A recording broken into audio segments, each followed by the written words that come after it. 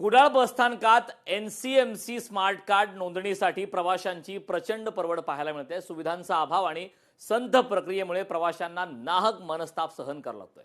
संतापलेल्या नागरिकांकडून प्रशासनाच्या कारभारावरती प्रश्नचिन्ह उपस्थित होतोय। हे एसटीचं काय स्मार्ट कार्ड तिकीट द्यायचंय त्याच्यासाठी आलोय। आज 4-5 वेळा मी येऊन गेलेलो आहे। तिथे जो नंबर दिलाय तो कॉन्टॅक्ट लावल्यानंतर होतच नाही। नंबर फोन स्विच ऑफ म्हणून सांगताय।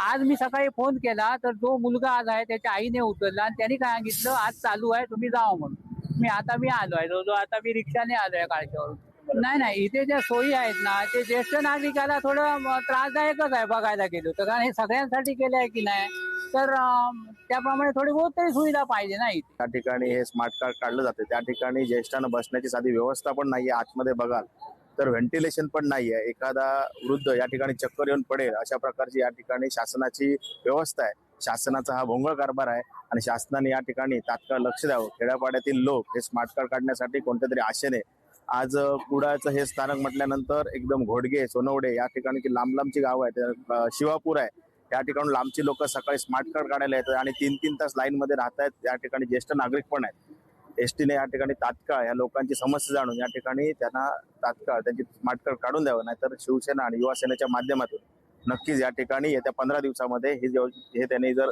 नियमित नाही केलं तर धडक आम्ही एसटी डेपोला देणार आहोत। लोकशाही मराठी ऐका, पहा, जागरूक रहा।